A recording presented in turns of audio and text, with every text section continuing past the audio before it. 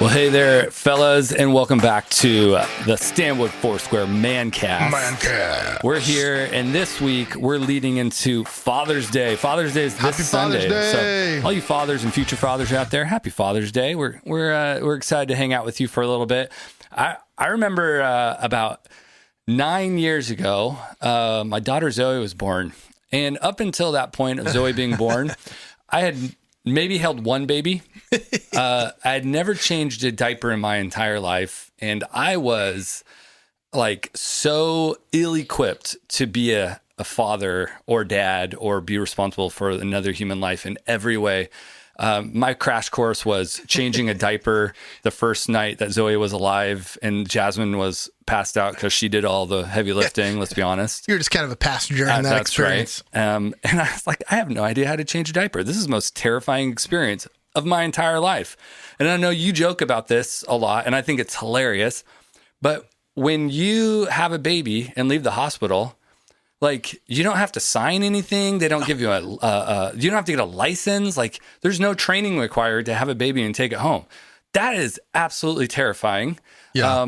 And wonderful all at the same time. It's exhilarating. It's a wild ride. Being a dad, being a parent is a wild ride. You are kind of on the other end of that experience right now. Our youngest just graduated high school. Yeah, your youngest is 18, graduated high school, and three kids. And this fall, not to remind you, but you'll be an empty nester. Like September 2nd, we're going to come home and it's just going to be crickets. Yeah, so we're at some different spectrum of the paradigm here. Not that fatherhood ends when your kids leave, but man, what an interesting conversation to have, because I think we're all thinking, how do we be good dads and how do we release our kids into this world? And I don't know where you're coming from in your perspective of, things that you've learned over the last. Yeah. Well, that's a big question. I think one of the things that we can think is we don't think we're good at this, but it's actually like in the very nature of how God created us. Yeah. The first command that God gives humanity is be fruitful and multiply. And do you think, has God ever asked us to do something without giving us the skills to do it? He's given us the resources. Yeah. So I think, a lot of times we don't feel like we know, but I think God has gifted us more than we're aware. And some of us are different, but I think we have instincts, right? Did you want to protect that little baby the night she was born? Oh, absolutely. Did something change in your heart? Yep. Yeah. So I think we do it very imperfectly, but I think we need to feel more secure that actually this is in my wiring and DNA and God has gifted me to do this. And I think what we've done in a culture is we've said raising the children's women's work. But the very nature of scripture from beginning to end, God is our Father, God is our Father, God is our Father. And not just to go work and provide meals, but the emotional care, like all these things that are a part of that are part of the fatherly role too. Now, I think God designed this perfect thing where there's a balance between a mother and a father to offer the best to our kids. But I would say, guys, I think if we create that narrative that says, I don't know how to do this, I don't know how to do it, you're living in a paradigm of scarcity, fear, and overwhelmness. Yep. Being just being overwhelmed. So I think we need to recognize that God has actually gifted us and created us to be fathers.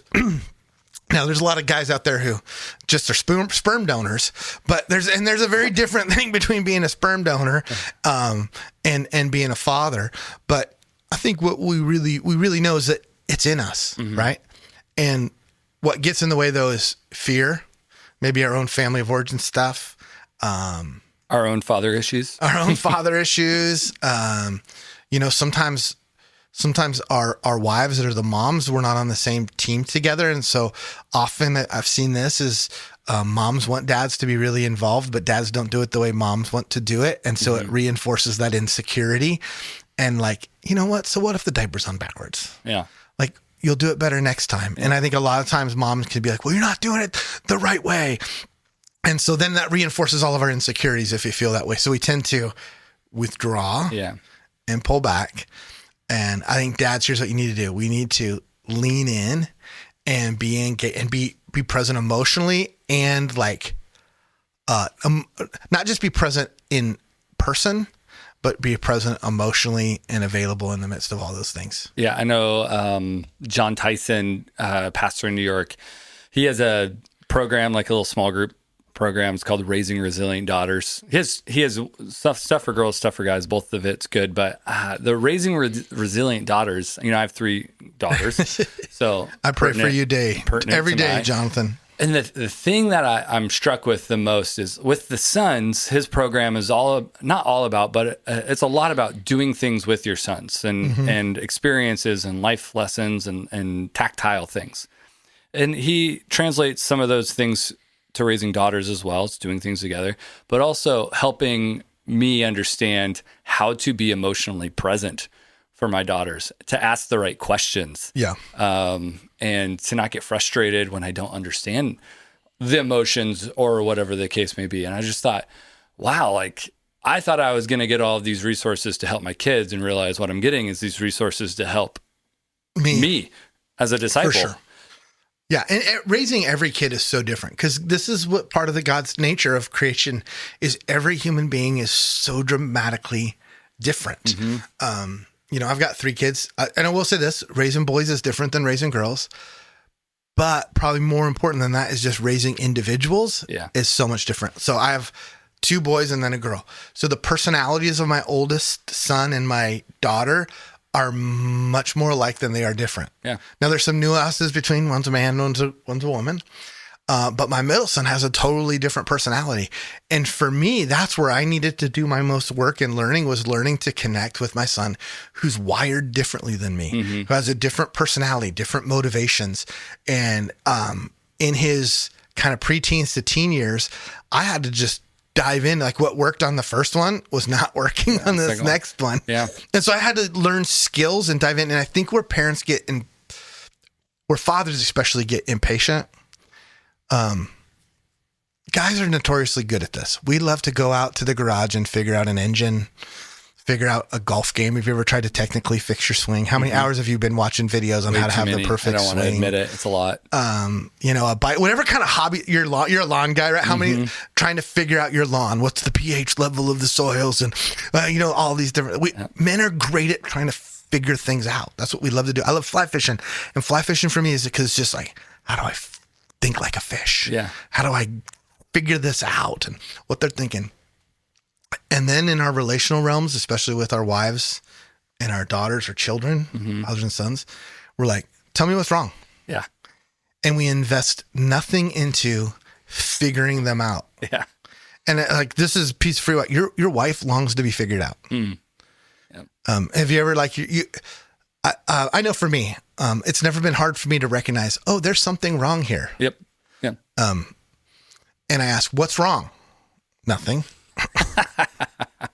But would you walk to your car and be like, what's wrong? What's wrong? Yeah.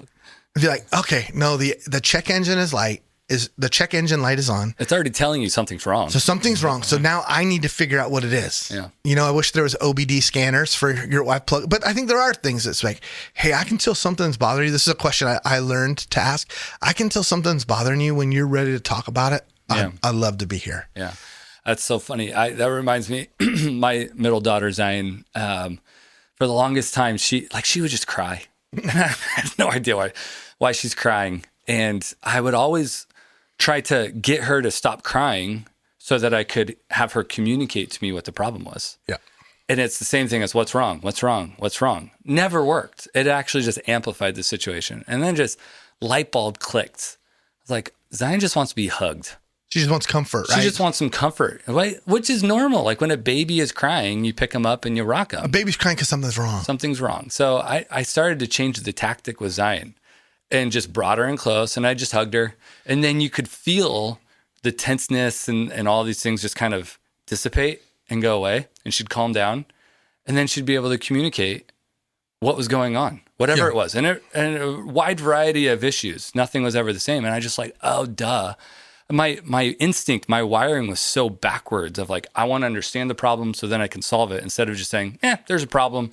Yeah. Let's just bring her in close for a little bit. And that was such a great, it had to have been the Holy Spirit, because I'm not smart enough to come up with that on my own.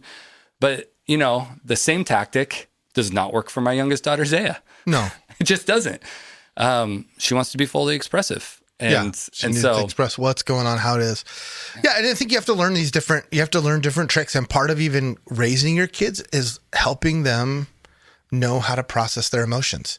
And most fathers, what they do is like, I don't want to deal with your emotions, so we shut it down and we truncate it. And I think one of the things that we're supposed to do is to help our kids learn to navigate emotions. So this was just a question I learned early on with both our boys, our sons and our daughters. It's like, hey, I can see something's wrong. You're crying. Hey, I know you're really emotional. Is this emotional or physical? Are you hurt? Do you need a doctor? Because one requires an ambulance and one requires like some talking. And it's hard to know. Like when your kid comes in, a lot of times it's a combination of both. Yep. But learning to feel the right things at the right times is really important to help kids grow and mature. Yeah.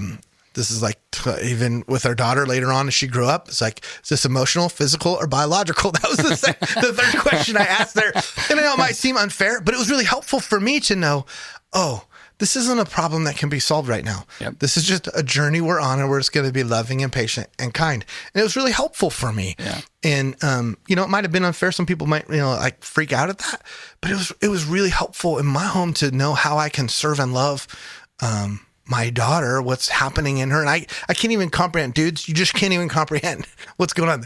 Jonathan, I look into your future and I pray for you, brother. I pray for you. Learning many things all the time. And yes. Yeah. You said something that caught me a little earlier. So you have 3 kids, all of them uniquely different, 2 more similar to each other, but still different. Yeah. People. What were some of the things that you did to get to know them? To learn who they were as people. Yeah. I think that's always the challenging thing is when they're young, you often have access to their hearts. That's what you love as a dad is when like, I'm seeing what's really going on deep in there. And as your kids age, something happens in the preteen, the teenage years. And all of a sudden, this is part of them growing. It's part of a natural thing is they begin to create their own independence and their own identity. Very much like when they're 2 or 3, this is like human development theory as they begin to have their own independence. Remember, like they call it the terrible 2s or the terrible 3s. But part of that is they're differentiating themselves from their parents. They're having their own experience. They're discovering their own boundaries. Yep. And that same thing happens in the teenage years. You probably remember, hopefully you didn't say it, but you remember feeling like, I hate my parents. Right? Yeah. Do you remember that's like that's a natural thing.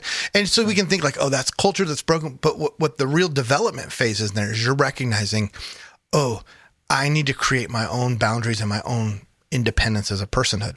So what I think fathers have to do is you have to recognize where your kids are at those developments. And it gets confusing when your kids are at different phases because you're like, oh, I'm going to treat my 9-year-old like a 2-year-old. That's frustrating for them.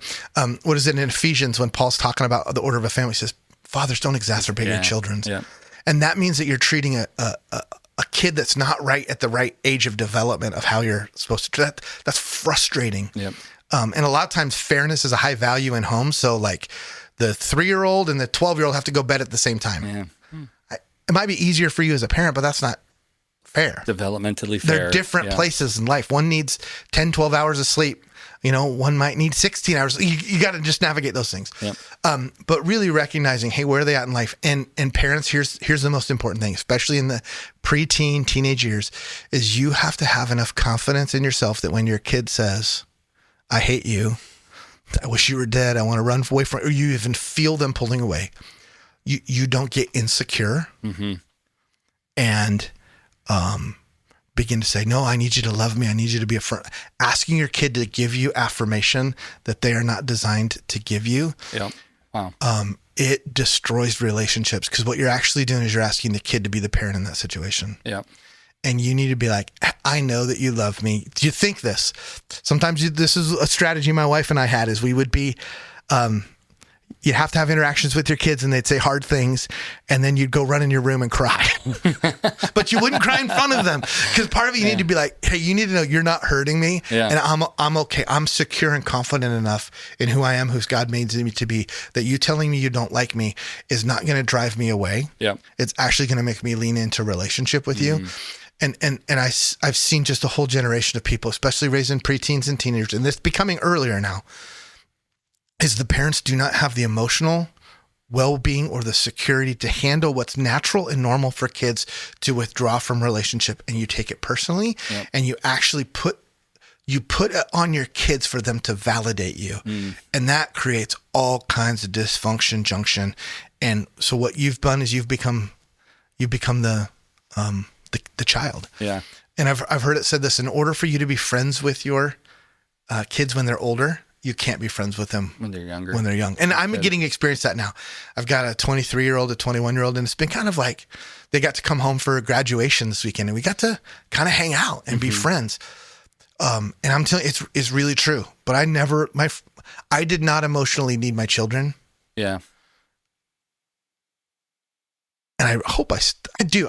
But I really wanted to not emotionally need my children later on for their benefit, not for mine. Does that make sense? As you were talking, it's just reminding me the story of the prodigal son, where the youngest son comes and he's like, "Forget you, Dad. I don't love you anymore. Give me my inheritance. Like, I don't want to be under your rule and reign anymore." And it's always interesting. The dad had no obligation to give the son the inheritance. He could have just cast him out of the whole thing, but he honors the request of the son. He doesn't show like crazy emotion, anger, hurt, pain.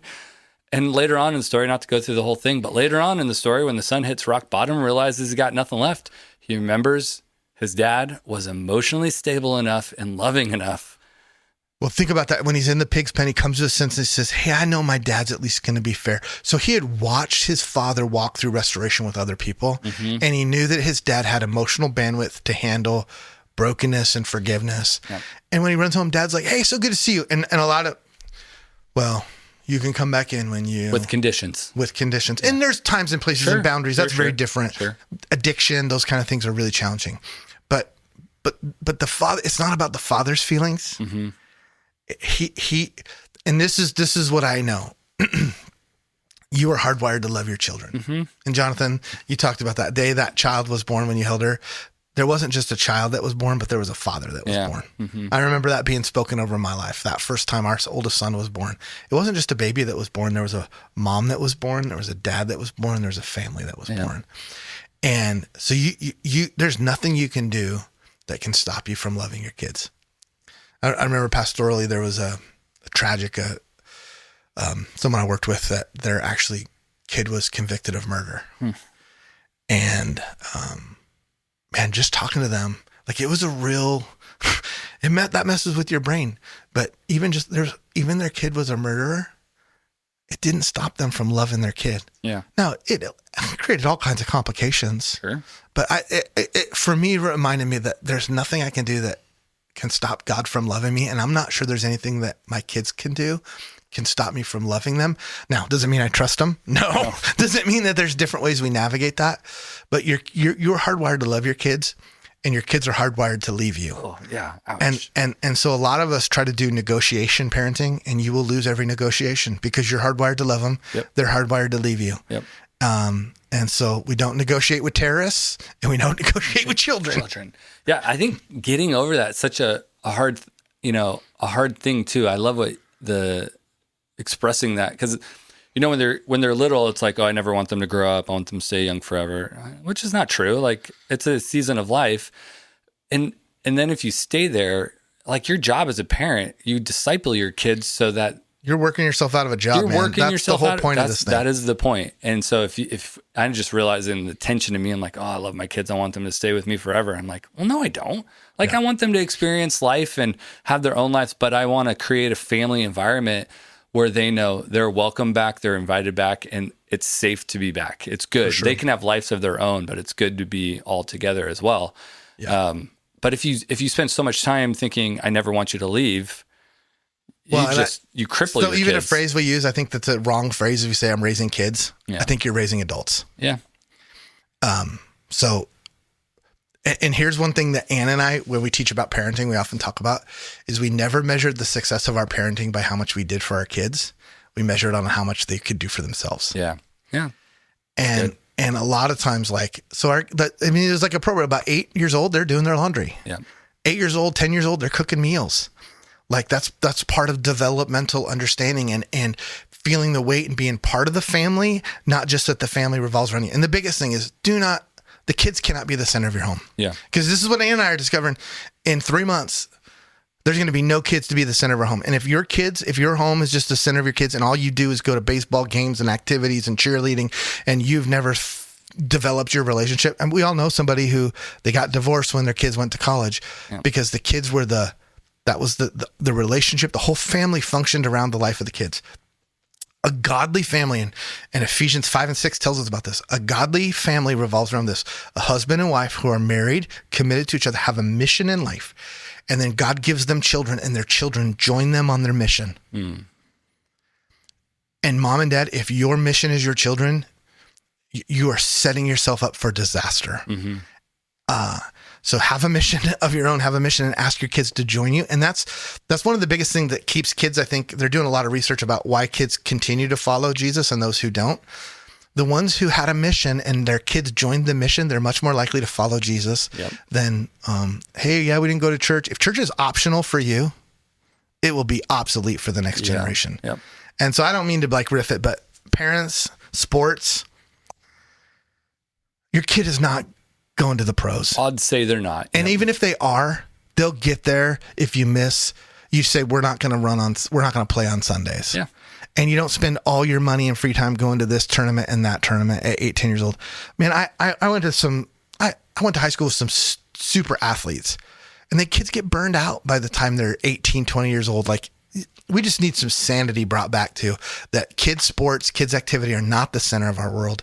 Man, we have a mission as a family, and our kids get to join us. Yeah, I love that. Well, hey, gentlemen, I hope that you get to celebrate Father's Day and have a lot of fun this Father's Day. Have fun. Which we're going to do an episode here real soon about, hey, how to have fun. It's important. But happy Father's Day. Enjoy, eat a big steak or whatever you like to eat. Happy Father's Day. Talk to you next time. Bye.